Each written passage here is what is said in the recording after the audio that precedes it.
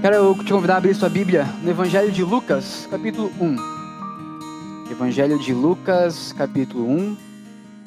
Nós vamos ler do verso 51 até o verso 53. Você que encontrou pode se colocar de pé para nós lermos.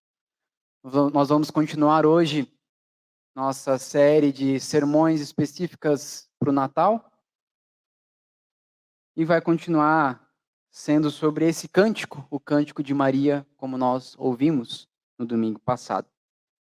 Então, Lucas, capítulo 1, verso 51 até o verso 53, a palavra do Senhor diz assim: Manifestou o poder com o seu braço, dispersou os que eram arrogantes nos pensamentos do coração, derrubou dos tronos os poderosos e elevou os humildes.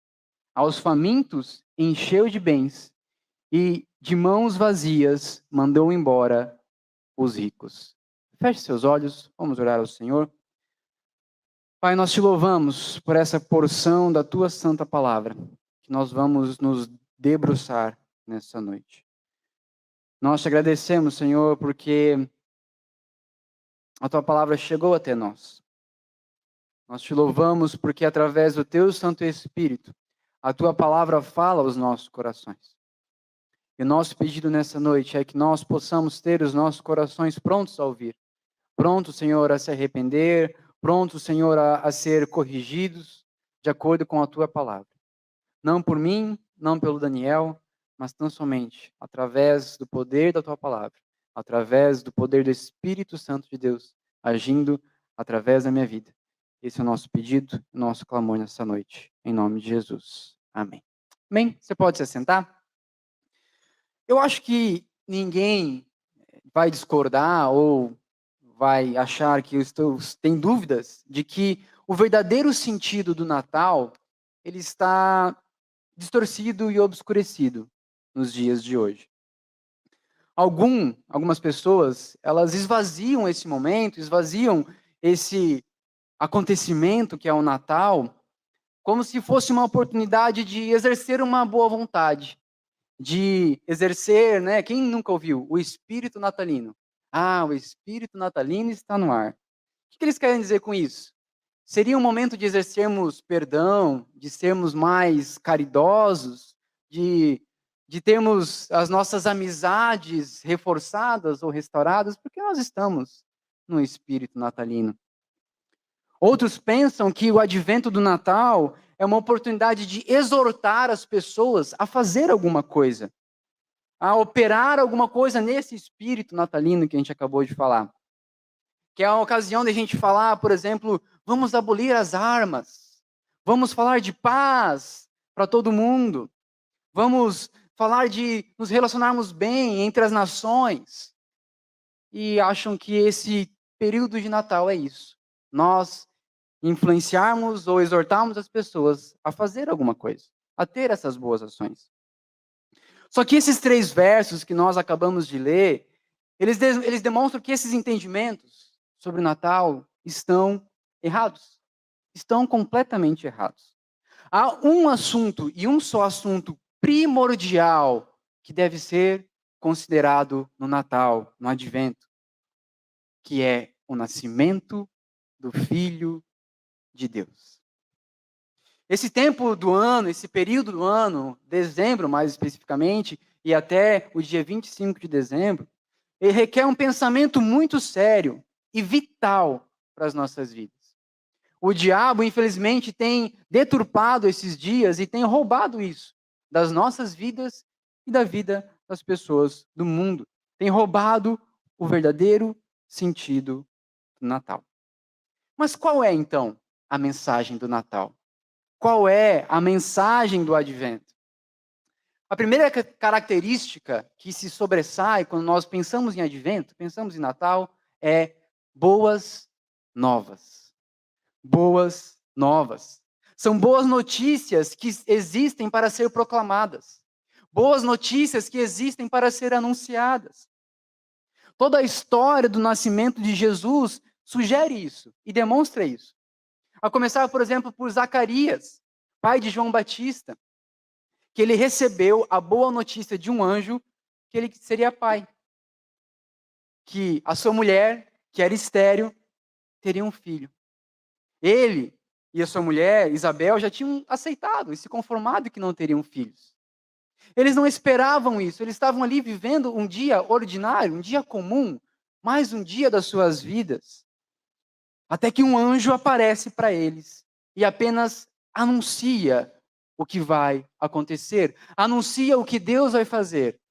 Ele não pede para Zacarias fazer alguma coisa, ele não pede para Isabel fazer alguma coisa, ele anuncia: Isabel vai engravidar de um menino e ele será o precursor do Messias que está por vir.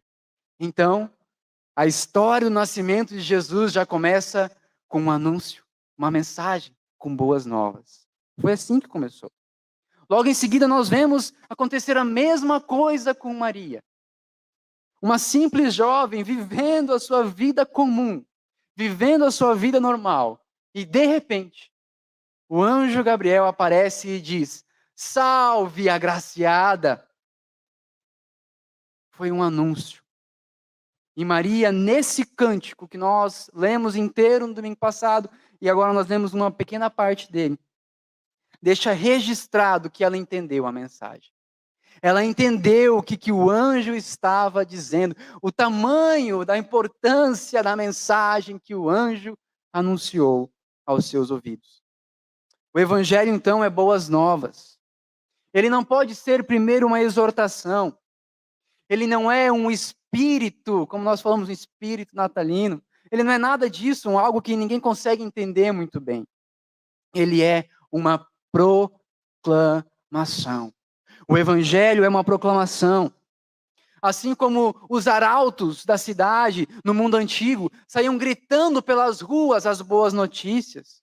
Ou quando hoje em dia nós vemos um anúncio importante na televisão, no rádio, nos nossos celulares, seja onde for, um anúncio feito com urgência e feito com entusiasmo. Assim deve ser o evangelho. Assim devem ser anunciadas as boas novas do evangelho. Mas o mundo não aborda o evangelho dessa maneira. O mundo, instigado pelo diabo, ele torce o evangelho. Ele torce o sentido do Natal.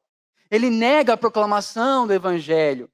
Ele transforma as boas novas do evangelho de acordo com suas próprias filosofias, de acordo com aquilo que ele julga ser mais importante. Pense comigo, quando algo grandioso está para ser anunciado, há uma preparação. Há uma providência de que em tal hora, em tal lugar, tal notícia vai ser dada. Imagine aqui comigo, talvez, a apuração dos votos da eleição. Existe uma preparação. A gente fica ali na frente da TV ou fica atualizando o feed de notícias o tempo todo do celular. Existe uma expectativa. A coletiva de imprensa já está lá, está preparada, está todo mundo a postos para receber essa grande notícia. E é isso que nós vemos também no Novo Testamento. É isso que nós vemos. No Antigo Testamento, os preparatórios foram feitos pelos profetas. Os profetas anunciaram: ei, olha só, vai acontecer alguma coisa. Deus vai fazer algo grandioso. Se preparem. Se preparem. Eles estavam preparando o caminho para esse grande anúncio. Todos ficaram esperando. Todos estavam na expectativa. Mas os anos se passaram. E muitos se esqueceram. Muitos se cansaram de esperar isso que os profetas do Antigo Testamento anunciaram. Mas finalmente veio boas novas, proclamação, anúncio, uma notícia que leva ao gozo, ao regozijo no Senhor. Isso se vê, tudo isso, no início do Evangelho de Lucas, nesses 2 primeiros capítulos. Em segundo lugar, é evidente que aquilo que se anuncia através do Evangelho é inteiramente da parte de Deus. Aquilo que se anuncia, as boas novas do Evangelho, são da parte de Deus. É um anúncio que Deus faz. É um anúncio que Deus faz e fará. Ele fez o anúncio no tempo de Maria, no tempo em que Jesus nasceu. Ele faz seu anúncio hoje do Evangelho através dessa pregação que está sendo proferida aqui nessa noite. E ele fará o anúncio das boas novas do Evangelho enquanto lhe aprover. É Deus quem faz. E essa é a essência de tudo. E isso é nítido nesse cântico de Maria. Deus fez e Deus se manifestará a seu povo. É disso que se trata o Natal. Não algo do que os homens vão fazer, não do que eles devem fazer, não de uma postura do coração dos homens, não de afetos do homem. Não. É uma atitude de Deus para conosco. Não é uma atitude requerida de nós. É um ato de Deus para com o homem. A nossa atitude é apenas olhar e ouvir a mensagem do Evangelho. Tudo nos primeiros capítulos de Lucas aponta para isso. Mais um exemplo. Os pastores, nós conhecemos a história. Eles estavam no campo cuidando do seu rebanho, cuidando das ovelhas. Como eles já tinham feito milhares de vezes. Não tinha nada novo, eles não estavam esperando nada novo. E de repente, uma grande multidão do exército celestial apareceu junto ao anjo que falava a esses pastores, louvando a Deus, dizendo: glórias a Deus nas maiores alturas e paz na terra entre os homens, a quem Ele ama. Imagina. Esses pastores são absorvidos por essa imagem, por essa mensagem maravilhosa. E assim é o Natal. Assim tem que ser o Natal. Deus fez algo. Tudo vem dele. O Evangelho, as boas novas, a palavra do Senhor, a nossa Bíblia, as Sagradas Escrituras, é um registro grandioso e extraordinário da atividade de Deus no mundo. É a história do que Deus fez no mundo e fará no mundo. É isso que está registrado nas nossas Bíblias. A manifestação do seu poder. Ou como Zacarias disse lá em Lucas 1,68, Deus visitou e remiu o seu povo. É isso que está registrado no Evangelho. Se nós não começarmos a pensar o Natal nesse sentido, dessa forma, nós estamos errados. Já estamos na direção errada, desde o princípio. O Natal é algo que vem a nós e deve nos fazer olhar para o alto e pensar: estamos ouvindo que foi Deus quem fez. Estamos ouvindo que foi Deus que fez. Deus fez algo, é a ação de Deus. Algo feito totalmente, de forma exclusiva por Deus. Não é um chamado para nós fazermos algo. É um anúncio das maravilhas de Deus. Deus criando, Deus se dirigindo ao homem depois da sua queda, Deus formando uma nação, Deus dando reis a essa nação, Deus enviando profetas, mas, vindo à plenitude dos tempos, Deus enviou o seu Filho, nascido de mulher, nascido sob a lei, como diz Gálatas 4:4. O Evangelho, então, é uma proclamação e um anúncio que Deus realizou na pessoa do seu Filho unigênito. Isso é o Evangelho. Essa é a mensagem do Natal. Mas o fato mais extraordinário que já aconteceu no mundo, que é isso, Deus vindo ao mundo na forma de homem. A coisa mais revolucionária do mundo, que é Deus salvando o mundo. Mas por que isso é o mais extraordinário? Porque isso é exatamente o oposto daquilo que nós imaginamos ou pensamos. Pensa comigo, como que Deus fez isso? Como que Deus veio ao mundo? Como que Deus salvou o mundo? Você pensa que comigo, se nós fôssemos fazer isso, se nós fôssemos Deus, na cabeça de Deus, pensando em ir ao mundo e salvar ao mundo, o que nós faríamos? Quem pensaria que ele faria isso por meio de um nascido bebê, nascido humilde? Pois foi isso que Deus fez. E quem teria pensado que esse bebê teria nascido de uma simples mulher, comum, como qualquer outra mulher? Eu e você não faríamos dessa forma. O mundo não faria desse jeito. Nós, talvez, faríamos algo grande aparecer no céu, uma grande aparição. Ou até a gente pode ter um spoiler de como o homem imaginaria isso, né? Nós vemos a história do Superman, por exemplo, uma nave espacial caindo do céu com um bebê super poderoso. Ou então, na história do Thor, para quem conhece, um grande portal de luz vindo do céu até a terra e cai um Deus poderoso com martelo forte que voa. A gente gosta da propaganda. A gente gosta do brilho. A gente gosta da emoção. A gente gosta do drama. Provavelmente era assim que eu e você faríamos. Mas não foi assim que Deus fez. Esse não foi um método de Deus. Ele fez como nós lemos nesses versos.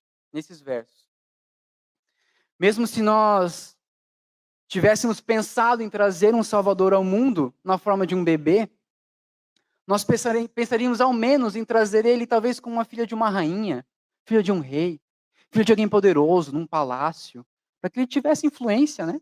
Pudesse fazer alguma coisa. Mas Deus envia seu filho para nascer de uma jovem humilde, de uma família humilde, Maria, que ninguém ouviu falar até então. Despedaçando as nossas ideias, nossa forma de pensar e julgar as coisas. Em segundo lugar, esse bebê nasce numa estrebaria e é colocado numa manjedoura. Manjedoura, depois que nós ouvimos tantas vezes hoje em dia, parece uma palavra bonitinha, né? Parece ser um berço, um lugarzinho bonito em que Jesus foi colocado, mas não é. A tradução de manjedoura é coxo. É onde coloca a comida do animal. Ali, o Filho de Deus foi colocado numa estrebaria. Provavelmente, nem peles de animais eles tinham. Pegaram palhas que foram encontradas ali no lugar para aconchegar o Filho de Deus, que nasceu bebê nesse mundo, para salvar a mim e a você. Assim Deus decide fazer. Assim Deus decide salvar a humanidade. Não um filho de uma rainha, não em um castelo de mármore coberto por panos de seda. Não, uma estrebaria de uma serva que ninguém conhece. Assim Deus inverte os valores do mundo. Assim Deus inverte o pensamento nosso, meu, seu e do mundo. Isso é o Natal. Nós precisamos nos livrar da nossa mente limitada, da nossa noção humana daquilo que Deus pode fazer. O Natal não é o auge do pensamento humano, não é o ápice de tudo aquilo que o homem pode fazer. É exatamente o contrário. É Deus. É o que Deus faz. É a surpresa, a maravilha de tudo que Deus faz. E da forma que Deus faz todas essas coisas. Continuando ainda, examinando com mais detalhes, nós vemos que Deus põe por terra tudo aquilo que os homens confiam. Ele não apenas inverte os valores, não apenas dá, ou como a gente fala em filmes, né, dá um plot twist, inverte aquilo que a gente estava imaginando que ia acontecer. Mas ele também destrói tudo aquilo em que os homens confiam. Como assim, Daniel?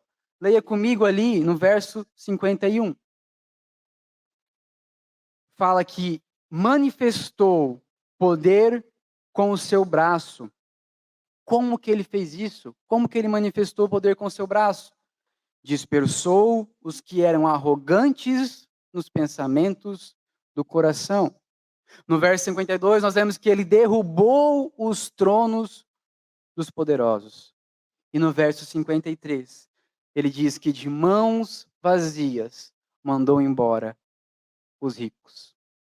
O evangelho, então, ele destrói e espalha tudo que o homem, por natureza, deposita sua confiança. O primeiro valor a ser demolido por Deus nesses versos é a sabedoria humana, como nós acabamos de ler. Aqueles que eram arrogantes no seu pensamento, Deus dispersou. O verso se refere àqueles que se mostram orgulhosos quanto àquilo que sabem, aqueles que se colocam acima dos demais.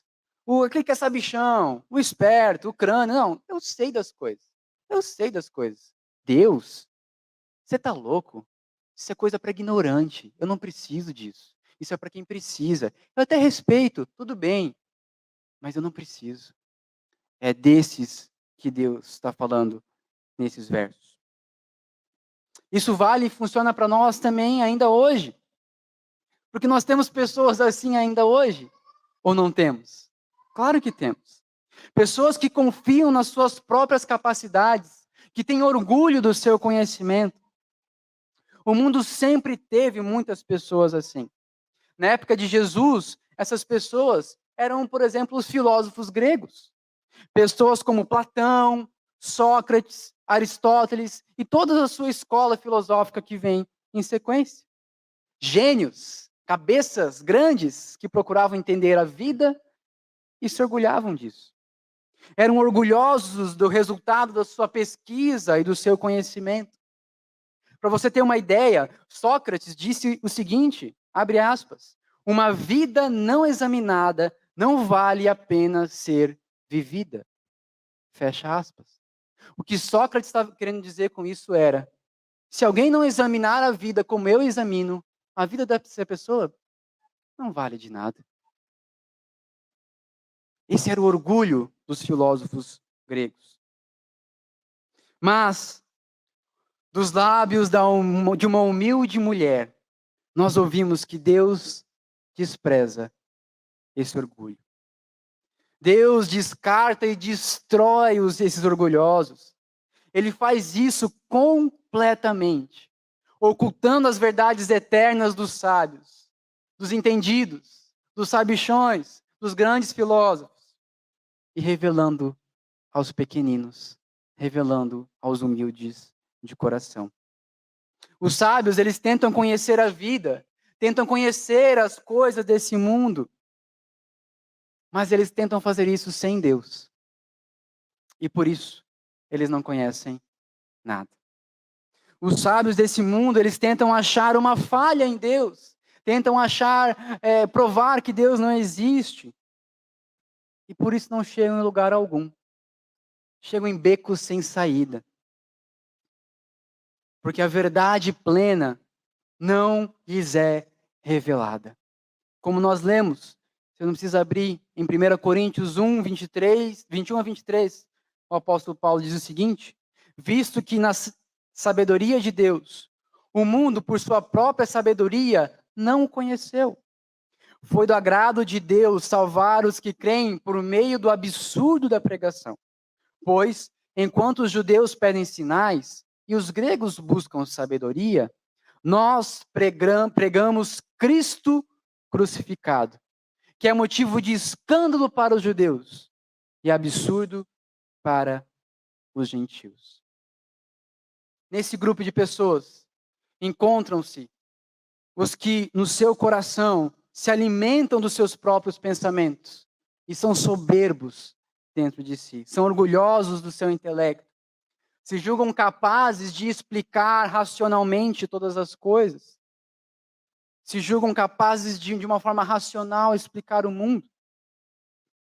A vinda de Cristo para esse mundo fez com que eles parecessem bobos. E continua fazendo até hoje. Há centenas de anos, filósofos e cientistas dizem que o homem está evoluindo. Dizem que nós estamos progredindo como humanidade. Que, por seu próprio esforço, pela sua própria força de vontade, o homem pode produzir um mundo perfeito. Nós podemos evoluir, nós podemos ser melhores. Mas a realidade do mundo que nós vivemos mostra quão tolos eles são. Porque não é isso que nós vemos acontecer no mundo. Ou eu vivo num mundo diferente de vocês, mas não é isso que eu vejo acontecer no mundo. Numa versão mais atual desse discurso, os especialistas do sucesso dizem que nós devemos ser aquilo que nós sonhamos. Que se nós acordarmos cedo, o segredo acho que é 6h47, né? Tem uns quebradinhos aí. É sério? Colocar o despertador lá no número específico, tem que acordar cedo, tem que se esforçar, você consegue atingir os seus sonhos. Mas nós sabemos que não é tão simples assim. O mundo demonstra que são tolos. Essas pessoas imaginam ter alcançado o conhecimento da felicidade eterna. Dominam as técnicas do sucesso. Imaginam ter dispensado Deus da equação do mundo e das suas vidas. Mas ao fim, parecem tolos. Tolos. Mensagens vazias. Mensagens tolas. O mundo não conheceu a Deus por sua própria sabedoria. O homem não conseguiu chegar a Deus pela sua própria mente.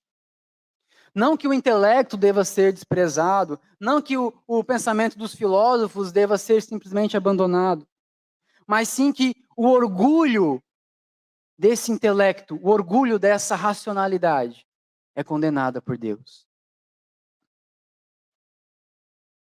O que diz possuir uma razão e uma mente independente e autônoma, poderosa o suficiente para explicar a origem de todas as coisas. Essa pessoa que afirma que pode desvendar, até mesmo desacreditar de Deus. Essa pessoa é condenada. A vinda de Cristo ao mundo revela a tolice dessas afirmações. Os soberbos, no pensamento do seu coração, são dispersos quando a verdadeira sabedoria de Deus os confronta. Quando eles não conseguem ver essa sabedoria. Porque ninguém pode encontrar a verdade por seu próprio esforço. Nenhum cientista pode encontrar a Deus por suas pesquisas. Nenhum filósofo consegue encontrar as verdades eternas de Deus em suas muitas horas de pensamento e estudo. Eles tentam encontrar a verdade no mundo, dentro do próprio mundo. Uma comparação que eu ouvi, que é curiosa, que diz que quem tenta encontrar a verdade do mundo dentro do próprio mundo é semelhante a uma pessoa que tenta se levantar puxando os próprios cabelos. Não faz sentido. Nós não conseguimos. Porque a verdade nos é revelada. Não somos nós que vamos até a verdade, não somos nós que alcançamos a verdade, mas é a verdade que é anunciada e revelada a mim e a você. Ela foi apresentada, mas essas pessoas não reconheceram a verdade. Esses orgulhosos crucificaram a Cristo e continuam crucificando até os dias de hoje. Tolos. Tolos. Maria está absolutamente certa ao dizer que Deus manifestou o seu poder com o seu braço e dispersou os que eram arrogantes no seu pensamento. Deus fez isso como? Quando Ele enviou o Salvador do mundo. Da forma mais frágil que nós podemos imaginar. No lugar mais improvável que nós poderíamos imaginar. Um bebê, numa família pobre, que nasceu num estábulo e foi colocado numa manjedoura. Em segundo lugar, nós lemos no verso 52, que ele derrubou dos tronos os poderosos e elevou os humildes.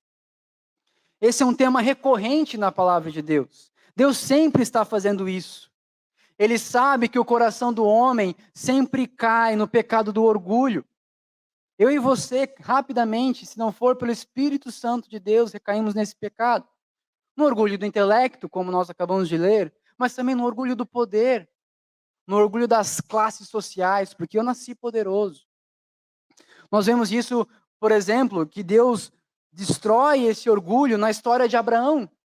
Ele chama alguém simples, no meio de nações tão poderosas, para formar um povo. Ele formou uma nação, o povo de Israel, aparentemente uma nação fraca, no meio de nações tão poderosas, como a Assíria, como a Babilônia, como Nínive e todos os povos. Mas é desse modo que Deus age, é dessa forma que Deus faz. Nós vemos isso de novo na história de Davi e Golias. Você conhece a história? Nós vemos isso na história de Nabucodonosor, que de imperador ficou louco e se portava como animal, comendo pasto. Deus sempre fez isso na história. Depôs poderosos, derrubou tronos. E é isso que ele faz na figura do seu filho. Em Cristo, Deus depôs todos os poderosos de uma vez por todas. Colocou eles debaixo do senhorio de Cristo. E por fim, o diabo e todos que lhe pertencem serão postos debaixo dos seus pés. E serão lançados no lago de fogo e de enxofre. O Filho de Deus veio a esse mundo para fazer isso. Ele não enviou um capitão ou um grande líder. Ele enviou um bebê para destruir os poderosos, para destruir os grandes, para colocar todo joelho debaixo dos seus pés. E em terceiro lugar, nós lemos no verso 53, que de mãos vazias mandou embora os ricos. Em primeiro lugar, esse texto nós devemos entender ele não necessariamente e diretamente como bens materiais, mas como bens, entre aspas, morais. Nós vemos esse efeito de Cristo durante todos os 4 evangelhos. Quando ele esvazia, por exemplo, a riqueza moral dos fariseus. Eles eram cheios de confiança de que eles cumpriam a vontade de Deus. Nós vemos a mesma coisa na história do jovem rico. Você conhece? Sim, o jovem rico era rico. Ele tinha bens materiais. Mas ele também era rico na sua moralidade. Ele dizia, eu cumpro todos os mandamentos. O que me falta para ser salvo? E como que ele sai da frente do Cristo, da presença do bebê que nasceu numa manjedoura? Ele sai triste. Suas grandes obras morais, seu cumprimento da lei, parece nada frente ao Cristo. Os fariseus foram despidos vazios da sua justiça própria. E é por isso que eles conspiram contra Cristo para matá-lo. O seu orgulho de nunca ter, por exemplo, cometido um adultério. Qual que é a resposta de Cristo? Aquele que olha para uma mulher com desejo impuro, já adulterou com ela. Lá se foi a justiça dos fariseus. Todos são culpados. Todos são culpados. Julgavam-se ricos. Julgavam-se cumpridores da lei de Deus. Mas foram despedidos vazios, como o texto que nós acabamos de ler. Os homens, eles se sentem muito satisfeitos com sua justiça, enquanto eles não encaram o Cristo. Mas quando eles contemplam o semblante de Jesus, quando eles olham a interpretação da lei feita pelo próprio Cristo, não há outra declaração que o homem possa fazer a não ser: não há um justo, não há um sequer. Há aquelas pessoas, aqueles homens que dizem: eu sou um bom homem, eu sigo o meu código moral, eu sou muito melhor que fulano, eu sou muito melhor que ciclano, meu vizinho então, meu Deus do céu, eu sou muito melhor, eu sou maravilhoso, sou maravilhoso. Então ele lê que Jesus diz que os 2 maiores mandamentos são: amarás o Senhor teu Deus de todo o teu coração, de toda a tua alma, de toda a tua força, e amarás teu próximo como a ti mesmo. E ele nem avançou nem um pouco nesse sentido de amar a Deus. E ele ouve: bem-aventurado os pobres de espírito. Mas ele é orgulhoso. ele é soberbo. E daí ele ouve, bem-aventurados os mansos, mas ele é o oposto da mansidão. E daí ele ouve, bem-aventurados que têm fome e sede de justiça, porque serão fartos. Mas ele acabou de se gabar da sua própria justiça, da justiça própria. Esse também, essa figura, é a despedida vazia da sua própria riqueza moral. Conhecer o Filho de Deus nos revela que nós pecamos, que nós somos carentes da glória de Deus e que a nossa justiça, a nossa moralidade, os nossos bons atos não passam de trapos de imundícia. Não são nada. Não são nada. Por fim, nós vemos que Deus escolheu as coisas loucas desse mundo para confundir as sábias. Ele veio em resgate ao pobre de espírito e não do rico. Ele veio em resgate do pequeno e não do grande. Nós vemos lá em 1 Coríntios 1, 26 a 29, que são poucos os sábios e poderosos que são chamados por Deus. Ele vem chamar os João Ninguém, aqueles a quem ninguém conhece. Esses são abençoados, os mansos, os que têm fome e sede de justiça. O mundo lá fora vê valor nos grandes, nos poderosos. Mas, mais uma vez, Deus age ao avesso disso. Ele tem apreço pelos mansos e humildes de coração.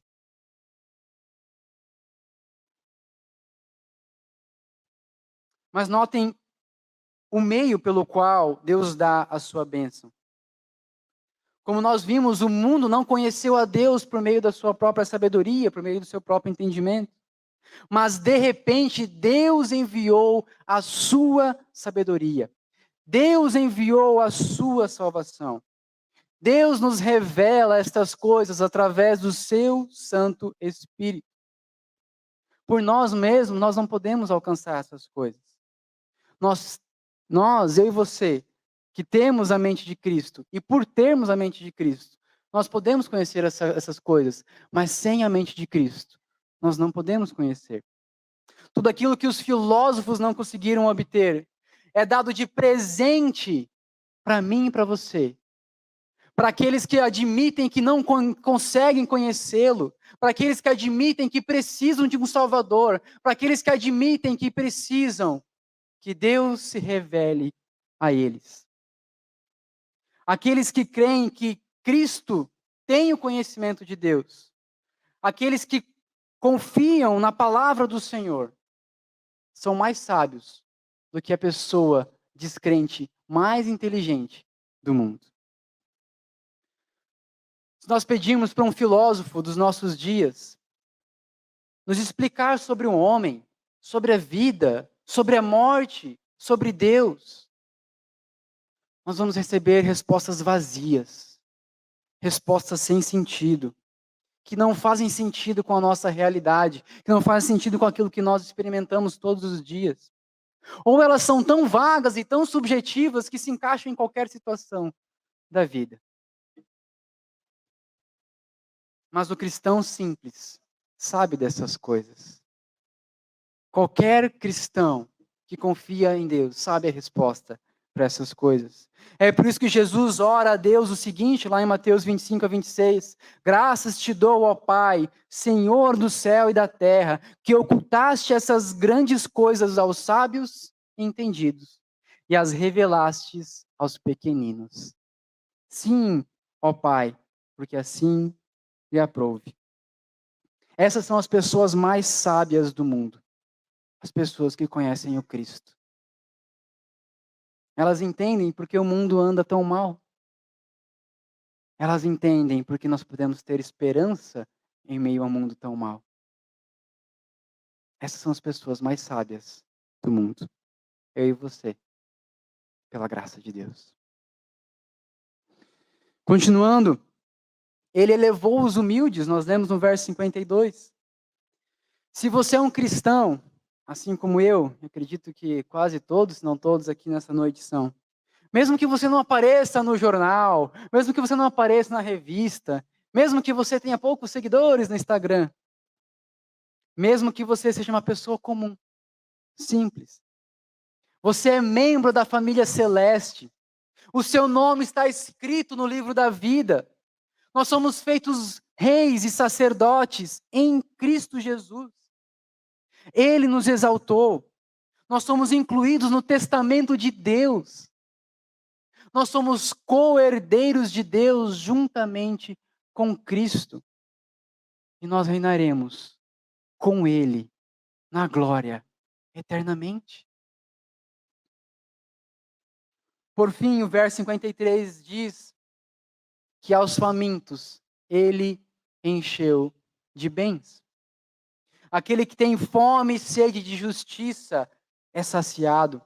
Aquele que se considera pecador, aquele que se considera vil, aquele que é incapaz de entender a si mesmo, o homem que se sente pobre, aquele que reconhece que na sua carne não habita nada de bom, aquele que diz: miserável homem que sou, quem me livrará do corpo dessa morte? A esse, o Filho de Deus, encherá de bens. A essas pessoas, encherá de justiça. Por meio de Cristo Jesus, eu e você, os pobres de espírito, somos feitos santos.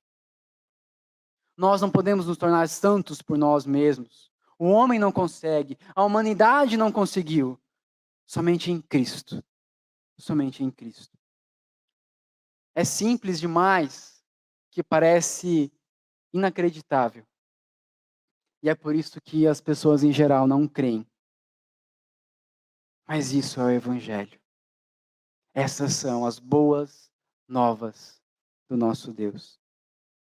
O Evangelho é esse que diz: sou pecador, nasci em pecado, sou vil, mas em Cristo Jesus posso ter os meus pecados perdoados e esquecidos. Deus me declara justo. Ele põe como minha justiça a justiça de Cristo. Essa é a mensagem do Natal.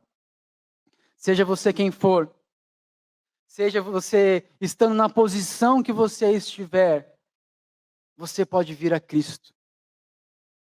Você pode ser revestido pela sua justiça. Você pode ter plena paz com Deus.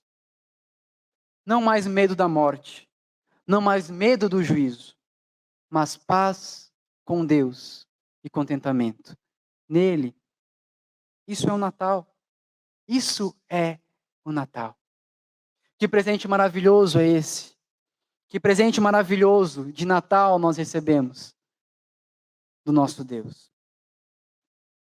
O Evangelho, então, não é um convite para nós sermos uma sociedade da paz. A gente pode até fazer isso, e é até bom. Mas eu nos pergunto nessa noite, nós estamos cheios do conhecimento de Deus? Nós estamos cheios da justiça de Cristo? Nós estamos cheios da paz de Deus nos nossos corações? Nós já perdemos o medo da morte? Você tem gozo e alegria constante no Senhor? Você é capaz de se alegrar e dançar mesmo em meio à tribulação? Os filhos de Deus são herdeiros daquele que é a origem de todo dom perfeito.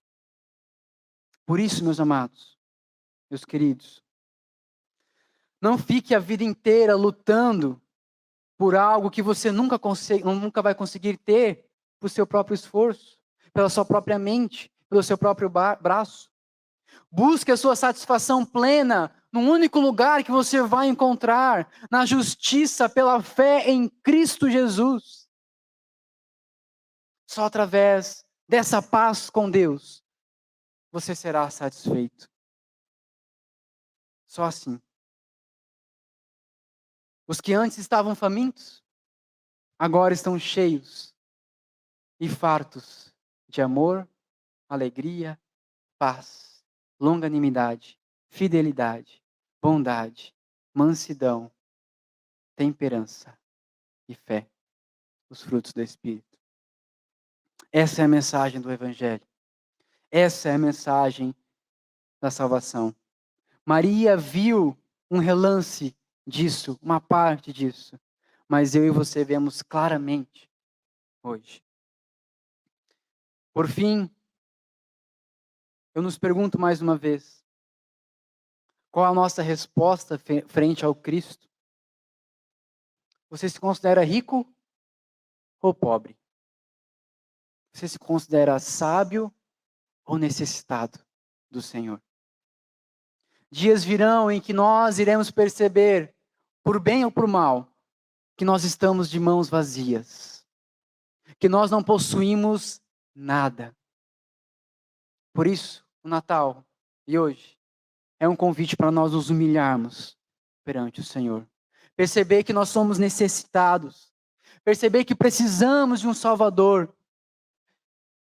É um chamado para que nós creiamos em Jesus, o bebê que nasceu em Belém, o Cristo do Calvário, o glorioso que ressuscitou, que está sentado ao lado de Deus Pai. O Senhor dos Senhores, o Rei dos Reis. Ele é o Rei que voltará para reinar. Não espere até ele voltar para se prostrar perante ele. Se prostre hoje perante o Senhor, nessa noite, para que nós, eu e você, sejamos abençoados por ele, para que tenhamos a nossa salvação, para que sejamos consolados, para que nós possamos ser abençoados com o seu amor e com sua tão grande salvação. Feliz Natal. Feliz Natal.